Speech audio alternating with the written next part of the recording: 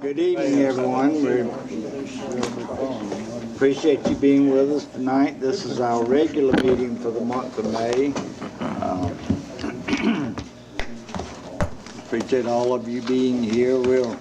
At the beginning of our meetings, we have a moment of silence, and we'll ask you to join us. And there are a few tragedies, I guess, too, that we've had. There was a Maya Lee that passed away. She graduated in 14, I think, from Seneca High. The young lady that just fell off the waterfall, Anna McCall Mims, we need to remember her. She graduated last year, her and her family, particularly her mother, because Anna's dad died as a young man, and Danny, and I can't imagine. I know about losing spouses, but losing a child too is tough. And Ken Nix, who's retired from across the street, his wife passed away today. So please remember all of them. And if you'll join me for a moment of silence, please.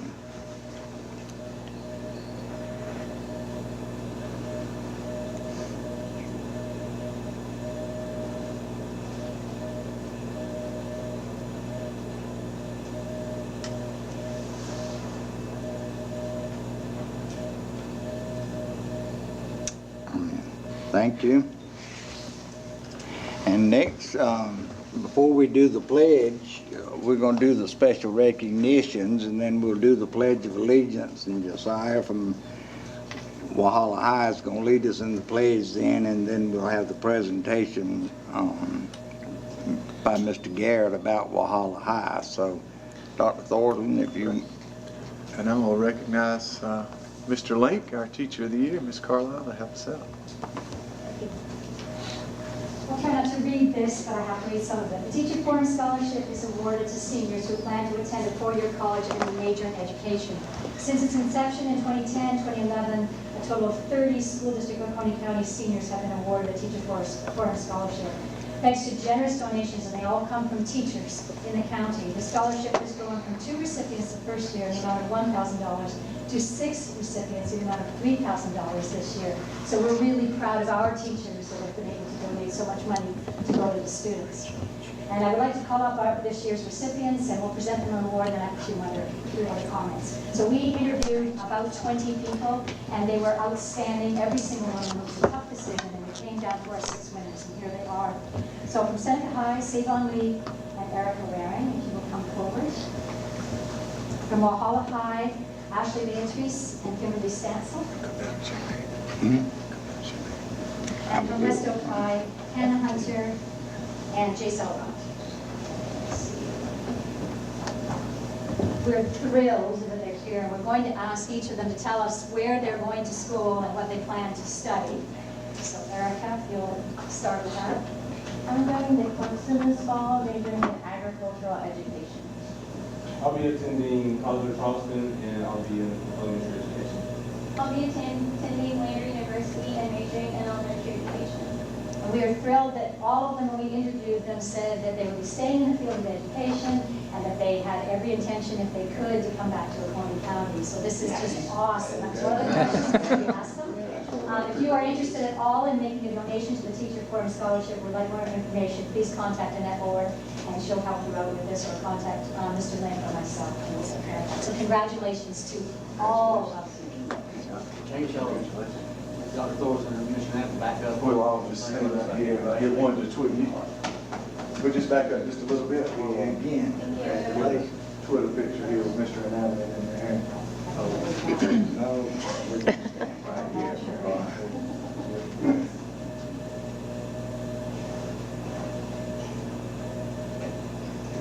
Congratulations.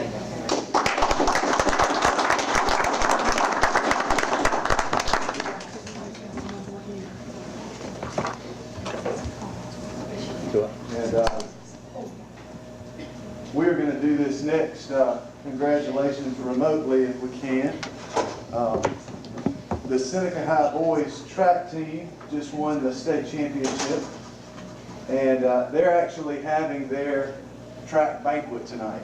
So they couldn't be here. We didn't want to wait till the summertime when everybody would be out and about. So we're going to try to see if we can say congratulations to them, or let y'all say congratulations to them in just a second. We'll see. I told him about 10 after, so I'm about 3 minutes early.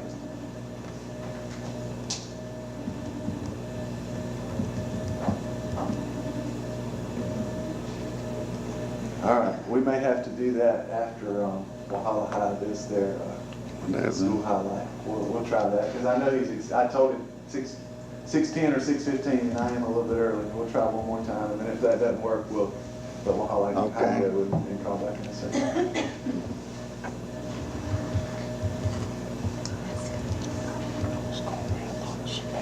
Okay, we'll try it again in a minute. Okay. He'll call you back right as we start. Y'all need this thing. Okay. That should pop back up in just a second.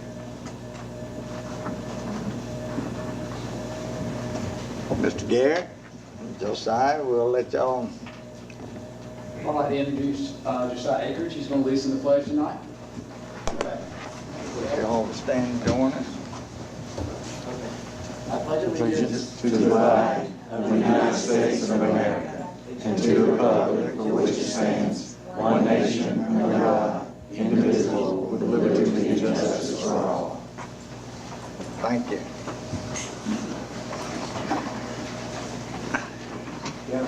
You want to come over here? Yeah, you need it. There's your clicker.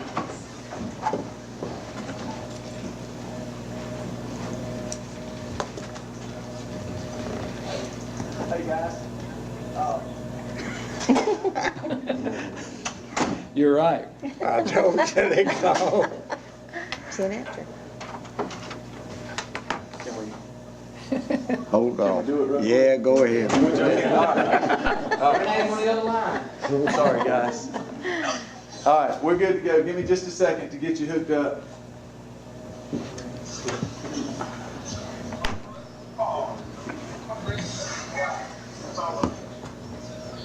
All right, let me turn this around so y'all don't have to look at me and you can see the school board here.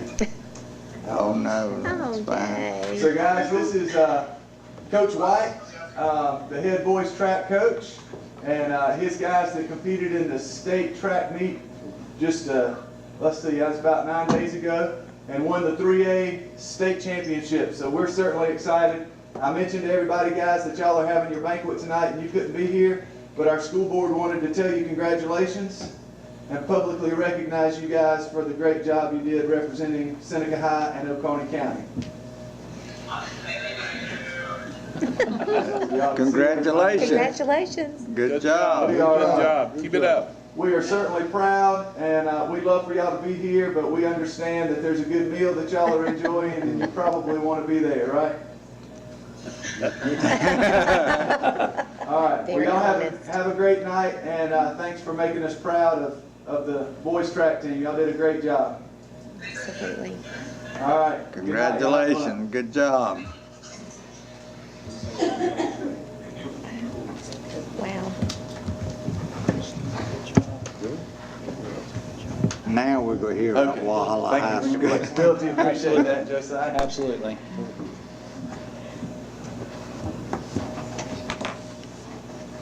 Hey, there it comes.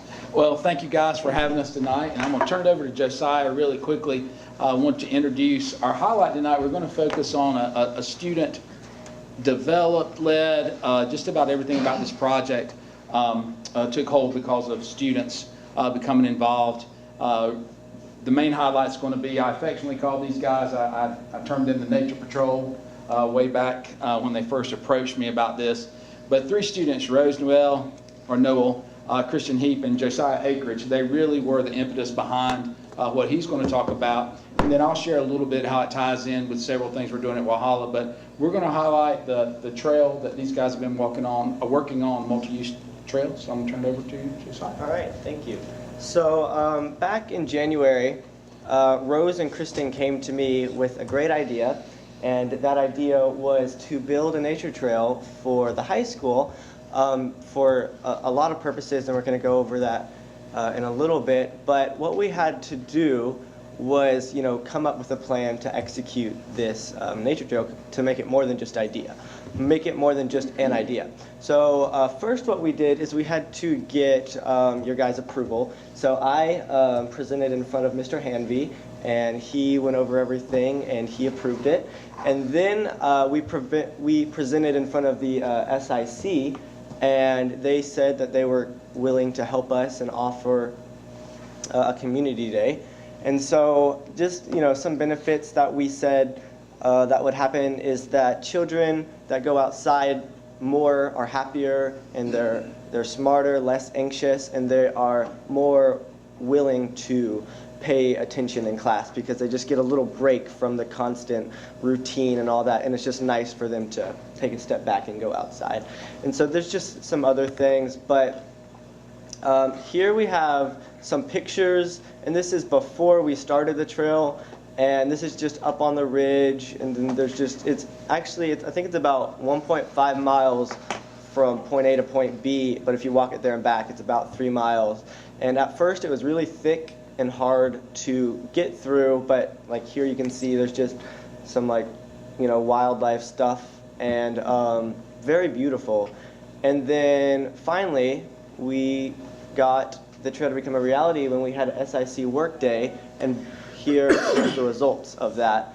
Here you can see someone building this bridge there, and then the L cuts that we built, and it was really nice because it brought everybody together all into one thing, and it brought us all outside, and it was a great day, beautiful weather, and yeah, you can just see here just some of the community support that we got for that.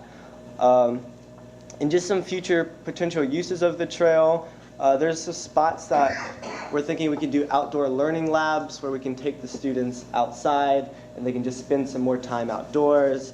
And then maybe incorporating a mountain biking team and using it for the cross-country teams. And another thing is this goes into our Green Steps Initiative program at Walhalla High School, and it's you do certain things to get checked off to make your school more earth-friendly. And so this was just one of the things that we did to help us push towards that.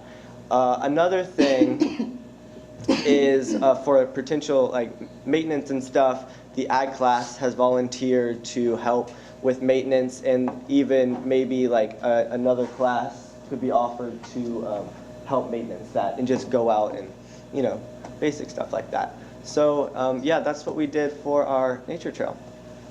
Good job. Josiah, I told him, I said, we're going to move quickly through it, but he didn't brag on himself enough, in my opinion. And when he says it's a 1.5 mile trail, just imagine the work it takes. And you wouldn't believe some of the terrain. I believe it has just about every ecosystem that's in our area. And it really, when they presented it as a multi-use trail, and their belief in how it's going to help students at Walhalla High School, not only did they have a vision, they had a vision of making it happen. And in our schools, that's what we're looking for. We're looking for students who come up with innovative ideas and then have a vision for putting it into place and how can you sustain it. And these guys are amazing and have done a fantastic job garnering community support. He said, he went to the SIC. He didn't mention all the other groups that they've gotten involved with the Timber Frame Company, with Duke Energy. Duke Energy their employees can come and volunteer at our trail and earn their credit hours as well. So a lot of community partnerships have gone into making this a reality. And the kiosk at the front, we have a Timber Frame Company that's coming and actually going to teach and instruct our students on timber framing as we're building that. So really big project, and a lot of hard work that these guys have put into it. So he mentioned that the Green Steps, if we take a look, or if we talk about Green Steps has been around in South Carolina since 2003. Their motto is learn, do, and teach. We have Amanda Gladys, James Powell, Emily Boatwright. All of those teachers are working with students for us to become a Green Steps school. We have to have 6 sustainable projects the multi-use trail being one of them. It has to be something we conserve, protect, and restore. We have a tremendous recycling program already that is student-driven by our special education department. Our biology department and our environmental science class established a pollinator garden. And then our art class is doing a great job doing recyclable art. And it's just incredible what they're doing as students leading this. You know, when I think of our generation or my generation, this generation is so much more environmentally conscious, and I think that that's wonderful. And our students are really stepping up to that. So kudos to you and your group. They've done a fantastic job. Real quick, just some other things going on at Walhalla High School. Something pretty cool is one of our classes reached out to the New York Times. I guess you've heard about that. We've had, I think, 5 students who've been one of the featured responders or reader's choice by the New York Times, and actually have appeared in the New York Times with some of their writing. Our first senior that we've had accepted to the Clemson Life program occurred this year. We've established an academic support incentive program. Our boys cross country team, which Josiah was part of, 3A upper state champions. Boys basketball team went to the Final Four. Girls soccer was undefeated in the region and region champions. All our athletic teams qualified for 3A playoffs. Our football team, the best winning season in 20 plus years. Our SIC won the Riley Award this year, as you guys already know.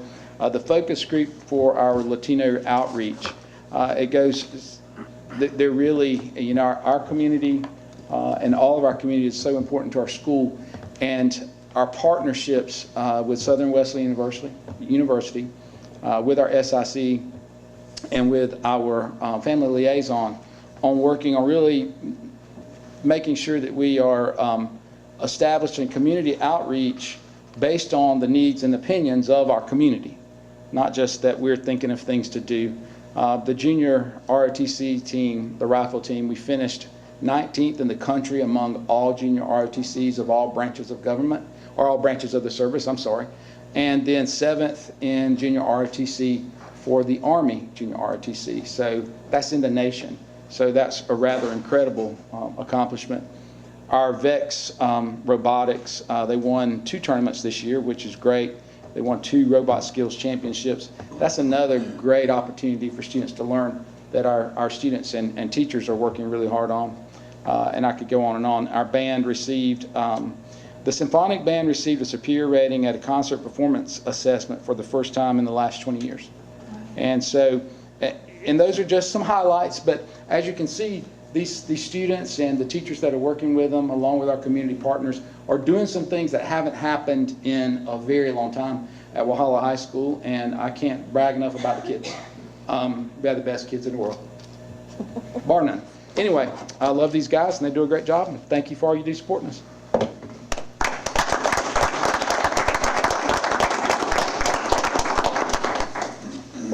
Josiah, is this trail that y'all made, is it available to the public? Yes, sir. We opened it up for anyone to use, and I'm hoping this After school hours kind of I'm thing? hoping this summer that people go out there, you know, just as an extra outdoor activity rather than just, you know, like sitting inside and watching a TV or video game or something. It offers some physical activity for everybody in the community. Where is the entrance to the trail? The entrance is when you pull into the... It's at the first or the southernmost entrance to the school. So the first red light you come to, if you pull in, it begins right at Highway 11 and goes straight up the ridge that overlooks the school. Get you off to a good start. We're trying to have that kiosk built so it makes it a little more evident when you can see that.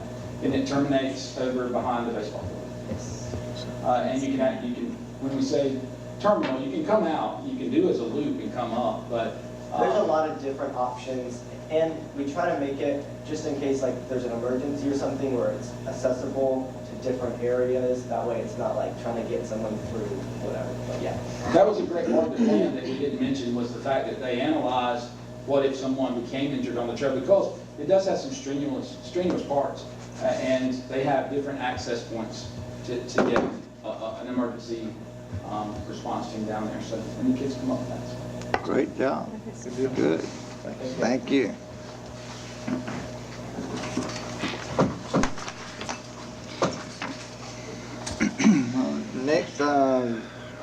if I could get a motion to approve tonight's agenda for the May 21 regular board meeting. Mr. Chairman, I make a motion that we approve the agenda for the May 21st, 2018 regular board meeting. I'll second. A motion and a second. Anybody see anything that needs addressed? Okay, none, all in favor, it's unanimous. Public comment? Anyone? I'm sorry. Okay.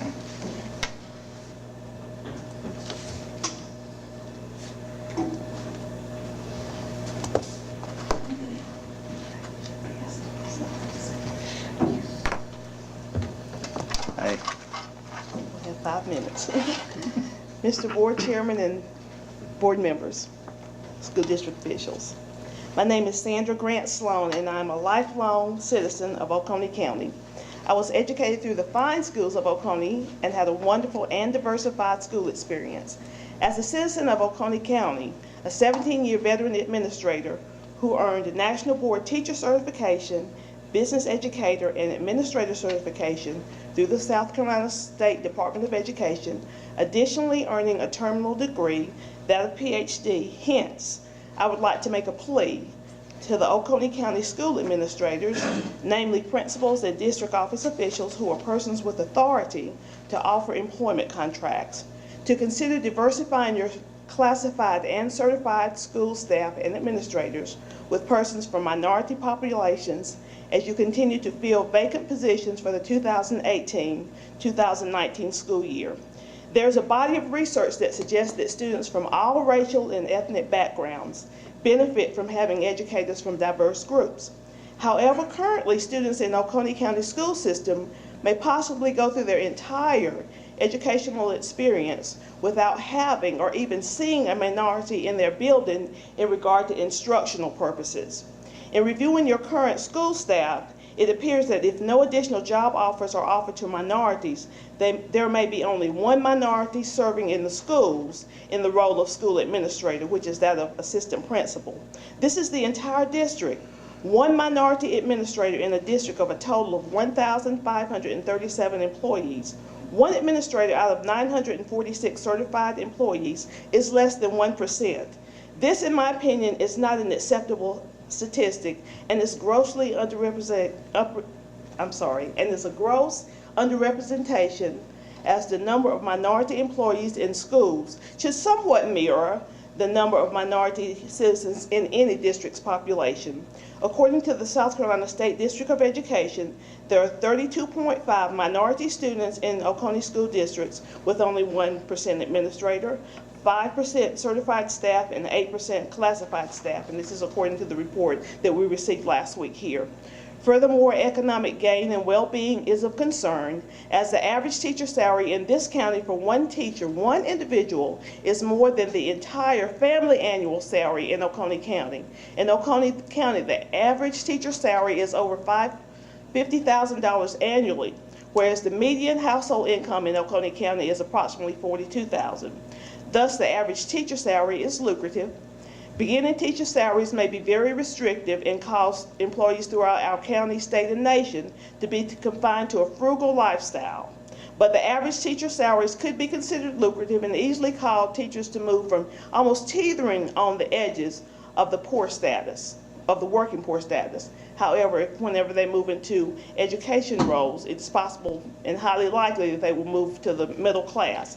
Minorities should be able to live, work, eat, travel, etc., as we are taxpaying citizens in this county who need and deserve an equal opportunity for employment as others have been afforded. I respectfully ask that you look outside the good old boy and girls network in your recruitment and hiring efforts and practices. There are a plethora of qualified candidates to be found out throughout the upstate of South Carolina and beyond. School district officials and administrators, I respectfully and sincerely ask that you consider this plea. Thank you very much. Sandra Grant Sloan. Thank you, Sandra. Appreciate that. And Ms. Williams works really, really hard at that, too. We appreciate her doing it. Anybody else signed that? Okay. Next, action items, approval of minutes, Exhibit 1. If we can get a motion to approve the April 9 work session, the April 16th regular board meeting, and the April 25th special call meeting. Mr. Chairman, I make a motion that we approve the April 9th, 2018 work session meeting minutes, the minutes of April 16th, 2018 regular board meeting, and April 25th, 2018 special call board meeting. Second. Have a motion and a second. Anybody see anything that needed correcting or adding? None, all in favor, it is unanimous. And then action items, exhibit number 2 is policy CC-E, organizational chart, second reading. Do you want to address this? Yeah, this is working with Ms. Simmons, just getting the titles for the Office of Instruction that she felt comfortable with, and she and I have met with her staff and gone over this, and this is the org chart that I feel can best serve the district right now. So. Any questions on this? I assume you've talked with the principals as well? I have shared this with the principals, yes. Anything in particular you need to point out? There are a few moving departments around. Yes, it is a little bit of a change. Right now, the green, all of that green part falls under Mr. Hanvey's purview in the current org chart. That is elevating finances. It separates him, the finance office, as well as food service and procurement, to its own division, I guess you'd say, and HR does fall under the purview of Mr. Hanvey with this, which is a change. It takes our leadership team from district leadership team from 5 individuals to 4, and I think it mainstreams, just kind of gets us, as I said, to where I think we can function most efficiently right now. Anyone have questions? I guess one other thing I will point out, just as far as the change in name there, you can see Associate Superintendent. That this would, kind of in my absence, as Associate Superintendent, Mr. Hanvey would be in charge in my absence, kind of thing. So. I'm good. Well, I have a motion to approve on second reading. Mr. Chairman, I move policy CC-E, organizational chart, be approved on second reading. I'll second it. I have a motion and a second. Any other questions, comments? Hearing none, all in favor, it is unanimous. And then Exhibit 3 is policy JFABD-R, admission of homeless students. This rule is on second reading as well. Right, and I'm going to talk about that. This one falls under, it wasn't in our department under operations with Ms. Hughes, but in the transition we have worked with this in instruction. Ms. Grant has been handling that, and she would be the district lead on that. The biggest thing is that they have told us that anytime we've got a homeless student, we've got to make sure that we are looking out for those best interests, and we have to keep them as comfortable as possible. If a student is a student at Fair Oak and they become homeless, and by homeless they could be, just living in a relative's basement. They don't have to be out at a campground or in a car or whatever. It's just not being able to afford their own by the definition of homeless, and having to live with someone else. They could live with someone in Walhalla, and if the school and Ms. Grant and the committee thought that it was in their best interest that they stay at Fair Oak for their educational purposes, we've got to find a way to make that happen. In fact, we've had to work with Anderson 4 on 3 students to get them from our district, a safe place in our district, to their school. We've transported kids. We contract with cabs. Sometimes we meet a bus from a different district at the district line. So all these things fall under that. It's just making sure that we're giving the student the best and most consistent chance to be successful. And so it's kind of laid out in the policy. This is based on the new state requirements, so it's not something that we came up with. It was what they told us we needed to do.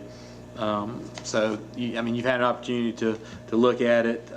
If there's any questions, I'll be happy to try to answer them. But it's pretty much, it's a protection for the homeless students who are in our district and their families, so that they are getting the best possible treatment school-wise they can get, not uprooting them. Steve, you probably have covered this, but it might have just gone right past me, and I can't remember. But if a student is living in one area, and you mentioned the team, if the team of certain people got together and decided that student would be better off in a school out of their attendance area, I understand that. But what if the student themselves just said, I don't want to go to school in this area, I want to go into another? Is that covered? Could they do that? Now, are we just talking about any student, or are we just talking about, are we talking somebody classified as homeless? No, I'm talking about a homeless student. If they decided, if they live, say, in Walhalla, but I want to go down to the Seneca area, I want to go another place, No, if they just say, I want to go to one of those schools? They cannot. No, this would be primarily. It'd have to be a team approval. And the team, and we've had kids who, because of a situation, maybe it wasn't the best place for them to be in their home school, that we have allowed to do that. We have a situation where a foster parent has had kids in 3 different schools because of those situations. So we try to work with each individual situation, but the kid cannot just come up and say, no, there'd have to be conversation with the committee, the team that makes that determination. 9 times out of 10, this is going to be maintaining a consistent school environment. They live here, go to school here, something happens and they have to move. We're keeping them in the school that they're currently enrolled in, 9 times out of 10. In a number of cases, it may be someone who goes to the homeless shelter or to Safe Harbor or those kind of places, and we won't, typically they've enrolled at one of those other schools, but this would allow them to be able to stay in their home school. We think it's a good thing for the students. Yeah. Any other questions? Comments, anybody? Okay, do I have a motion then to approve policy JFABD-R, second reading? Mr. Chairman, make a motion to approve JFABD-R, admission of homeless students rule on second reading. Second. A motion second. Any other questions, discussion? Hearing none, then all in favor? It is unanimous. And then we have Exhibit 4's policy JICDA, which is Code of Conduct, and this will also be second reading. Right, and this is the one we asked that you guys table, and after Ms. Hughes and I dug into a little more and talked to Dr. Thorsland. The question came up with a couple of public comment speakers. Reverend Lee was one, and he and I had a conversation on Friday. But what we felt like from our department was to address the concerns that he and his committee looked at would be to do that through the bullying policy, the intimidation and bullying policy, which is referred to in the Code of Conduct document. So I've got a potential draft that we will share with them to let them look at, and then we'll talk with you all when the changes come out for that policy in the summer to have it ready for school starting, using the log sheet and those kind of things. But really the only changes we have from the last year's are changing the term category to level to get that more in line with what the state says and what law enforcement uses, and then changing the Code Academy to Oconee Academy. Those are the main changes that have gone through this. There was a couple of changes with the dollar amount on what's a level 2 versus a level 3 when there's theft. But it hasn't changed since the first reading. We just felt like this would be the better and more appropriate way to make the changes that the public comments folks brought up as concerns about bullying. questions? None, then do I have a motion to approve on second reading? Mr. Chairman, I move we approve policy JICDA, Code of Conduct, on second reading. Second. Have a motion and a second. Any other questions, comments? Hearing none, all in favor? It's also unanimous. Exhibit 5 is a general fund budget, second reading. Yes, and Such as we know. you may have seen, I forwarded you the email today that we got. I apologize for not doing that Friday. It's been kind of hectic, but we got an email late last week that told us that the conference committee members, 3 from the House and 3 from the Senate, would not be getting together to iron out the differences in the budget until June 27th, I think was the date on that. Seeing as how we have to have everything wrapped up and presented, and then we'll be back across the street to answer any questions. We went across there last week, and it was just kind of normal first reading and name, basically. So we'll go back and answer questions, but I also let County Council know that we are basing it on the House version. We don't have anything else to go by right now. We know there are some items that are in there that they both agreed upon, but not the main things that will determine our budget amounts, such as, you know, whether it's going to be a 1% or a 2% raise, what the base unit cost is going to be, what percentage we're going to pay above and beyond for insurance, those kind of things. We won't know until that committee gets together on the 27th of June. So for folks out there, we have a tough process with the way we do budgets in school districts. I was reading today where a different district, and I want to say it was one in Greenwood, I can't remember exactly, they were preparing for their second reading of their budget, and they said they had based theirs on the Senate version. So theirs would look different than ours based on which version. They're guessing that the Senate version is going to win out or have more that sticks. You know, we kind of went with the one we had first, and what probably is the worst case scenario is why we chose that one. So that's where we are. Of course, you know, we'll be changing it in August, but for now, this is all we have. We'll be happy to try to answer any questions about it, but that's all we got. On the insurance premiums, I think I read it on Clemson, about Clemson's budget, but the state's going to pay the employee share of the increase on premiums. Does that apply to us? Not for us, not what we've heard. We've seen 7.1 and 8.4% increases are the two numbers we've seen in the House versus the Senate. They're not paying either one of them. Well, based on what we've seen so far, now we'd be happy if they decide to, but they weren't paying their employers' share. They were going employees. Oh, employees. Yes, our employees are not going to have to pay a higher share based on what we saw. Okay. So, but yeah, the school district is. Yeah, I'm sorry, I misunderstood what you said. Oh. Okay. Any questions, comments? All right, do I have a motion then to approve on second reading the FY19 general fund budget? Mr. Chairman, I move that we approve the FY19 general fund budget as presented by the administration on second reading. Second. I have a motion and a second. Any other comments, questions? Just for those in the audience, if you haven't looked at it, I think it's important to point out we're talking right at $100 million, $99.6 million budget.